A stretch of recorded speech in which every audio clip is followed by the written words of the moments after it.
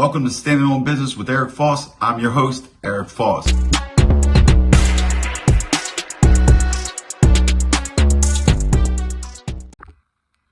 Good evening, everybody. Welcome to Standing on Business with Eric Foss. I'm your host, Eric Foss.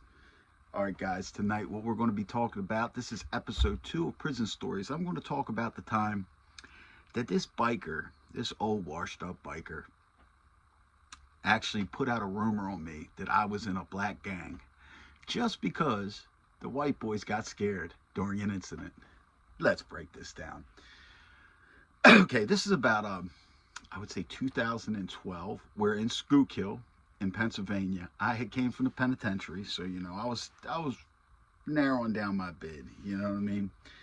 I had already had about close to 9 years in, or maybe 9.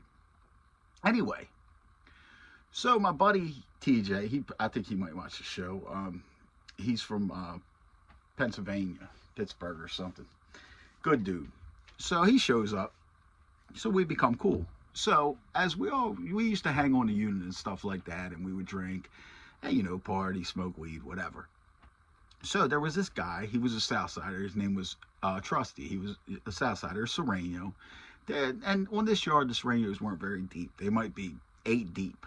Now, there was one, this guy, Listo, who claimed that he was a Black Hand, which is Mexican Mafia, which is the Emmy, which they do not go to medium yards, which Schuylkill is. They always have at least one on the penitentiary yards because they run the Serenos. The Black Hand is very serious. They do not go below penitentiaries. But anyway, this guy's claiming it. But, no harm, no foul. At this time, I know all the jail tricks. So, we're all partying and stuff. What had happened was, it was Ramadan, and the guy, Trusty, the Southsider, was actually a Sunni Muslim, or he was going to the service or whatever. So, he goes up there to get, because they don't eat during Ramadan, so he goes to get their meal late at night or whatever. That's after he's been hanging with us drinking. So they smell his breath or whatever. They wind up locking him up at the chow hall. He did something stupid. So the next day we're sitting there in the yard, and there was this guy, I think his name is Bandit, and some other kid from Ohio. And they were supposed to be this white power, not the kid Joe, but the guy Bandit. He was older, from out the West Coast, always kicking all that stuff, white this, white that, and all. He was cool, but he was a phony. Soft as shit. So what happens is we're sitting there by the bleachers, and me and TJ we were working out or something, or I was working out. We're sitting there talking. So he starts making a joke about, man, isn't Trusty crazy, man? Blah, blah, blah. You see how the crazy motherfucker got locked up? So all of a sudden, it's about six Serenos within earshot, and the guy Listo's one of them. So to show his strength or whatever, he just sees me, TJ, the guy Joe, and the guy Bandit sitting there. He grabs his homeboys and he comes over and he jumps kind of at TJ. Like, what'd you say about my homie? And TJ's like, nah, man, he's cool, you know what I'm saying? Blah, blah, blah, And then the dude just wouldn't let go. He just showed force. So I kind of like intervened. Intervened because I seen the guy Bandit and Joe. They just put their heads down and basically look away. So I had said something. I was like, man, he's one of our unit, man, blah, blah. He's like, no, he disrespected my homie. I said, man, whatever, man. I ain't hearing all that, whatever. So there was a little chirping back and forth. So they stand their way, and I'm standing here. So the guy Bandit in them, he comes over and he tries to lecture TJ, and it's like, just because he was scared, and TJ was a little bit nervous at first because he didn't think nobody was going to have his back. But if TJ's out here, he'll comment, I had his back. So what happens is Bandit comes over and starts trying to give TJ the life lesson or something. You gotta watch what you. I told Bandit, I said, man, shut up. Nobody needs you. Nobody cares, and it doesn't even matter. I said, and here's where this story comes in. I said, and as a matter of fact, I got a ton of homeboys. You know what I mean? So, and I really did. You know what I mean? I'm from Baltimore. We were deep on that yard. I'm in good standings with my homeboys.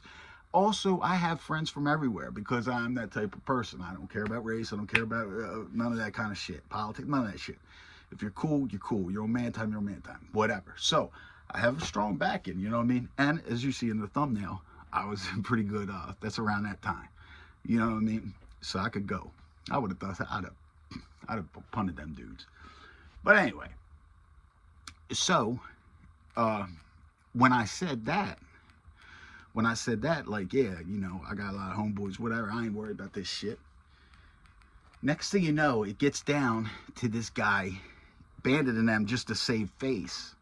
You know, to not want to say how they backed down and they were scared because it was some Southsiders or whatever. Bandit goes and fucking tells this other old guy, this old biker, I don't know whether he's a Hell's Angel or a pagan. He was one or the other or something. And his old ass, he tells Ray Argentina, which he's in the Lucchese family, whatever, I think Ray's home now, shout out to Ray.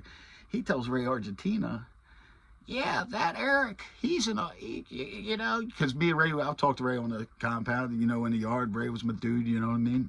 And he goes, yeah, I wouldn't be around that guy, Eric. You know, he's in a black gang.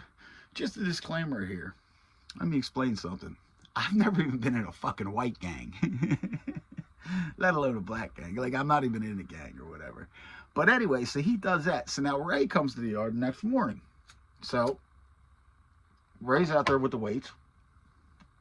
He holds the weights for me and my crew. And then I hold it for Richie Gotti and his crew. That's how we did that. So what happens is Ray's like, comes out and he, you know, we're sitting down joking and shit after we work out. He's like, yeah, motherfucker, that's why they're saying you're a black gang member. I said, a what? He's like, yeah. I said, oh. Now I do got MOB tattooed on my stomach. That's not people might say Bloods or whatever. That shit stands for something different. Money or bitches. It's all out of a song.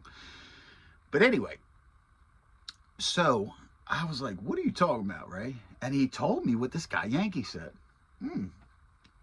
So now I'm not worried about it. But I know what this guy Yankee's trying to cause.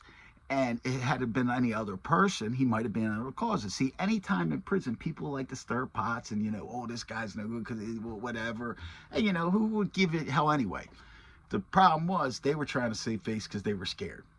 So I hear about this. So now I don't want to just go all out or anything like that, you know, and disrespect nobody or nothing like that. So my boy, one of my best friends in there was Junior Napoli. He was the chapter president of the Breed. You guys look him up on Gangland, John Junior Napoli.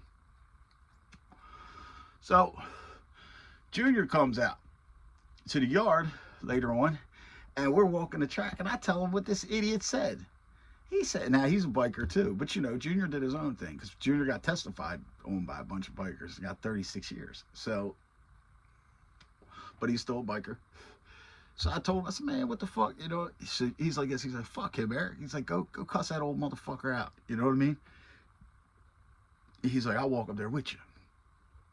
So me and Junior, we walk into the rec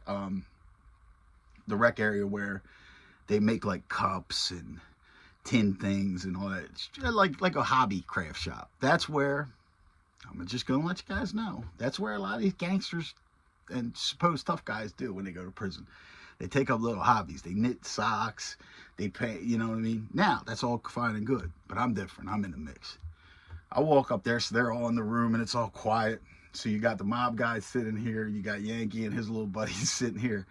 So I walk in there. I say, you say something about me, you old crusty motherfucker. He's like, what are you talking about? What are you talking about? I said, you're going around telling people I'm in a gang, a black gang, or any gang, or whatever. Why's my name even coming out of your mouth?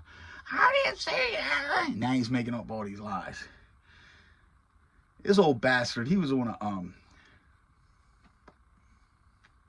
a colostomy bag from getting shot or something. I don't know. You know what I mean? And I'm not putting down people with colostomy bags, but, you know, you got to know who you are, who you're messing with. I got in his face. I told him, I said, let me tell you something. One more word comes out of your mouth, and I'll whip that damn bag off you and beat the hell out of you with it in this room. So anyway, he don't say nothing. And then Junior had told me what to say to him that would really tick him off. I said, and as a matter of fact, I said, I found out you're in the Wheels of Soul. Now, the Wheels of Soul, I guess, is a black biker gang. And this guy, he freaked. I'm not in the wheels of soul. I'm not. I said, I'm letting everybody know. Letting everybody on the East Coast know you're in the wheels of soul. You're like I know anybody saying any of this shit too. Anyway, it freaked him out. But yeah, so what ends up happening is, so the guy Listo or whatever, he really didn't want no smoke. Once he seen that TJ had somebody that had his back, you know what I mean? Because he couldn't have beat TJ one-on-one. And at the end of the day, like I said, me, I'd have punted all their little asses. This ain't the penitentiary.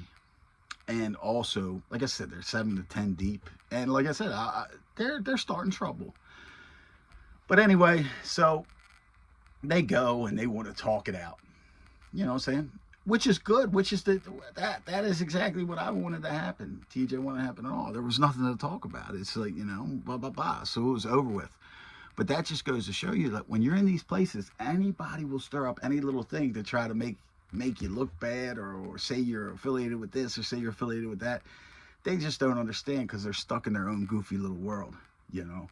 So now, you know, that's what it is. That's what prison is. It's the same shit you'll see on YouTube. Bunch of fake shit.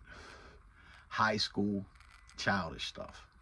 All right, guys, I'm about to put this up, and then I feel all right. So I'm gonna do episode 3 tonight. We're going to talk on episode 3. We're going to talk about my experience with a mob guy, and you know, when I almost got in trouble for being friends with a mob guy. That one's upcoming.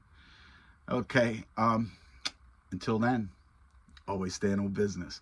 Remember, like, share, subscribe, and if you wish to donate, the Cash App's up there, or the Super Chats or whatever. Trying to get the channel going now. I had some personal things in the way, got them out of the way. Now it's time to get rolling. All right, guys, until next time, remember, always stand on business.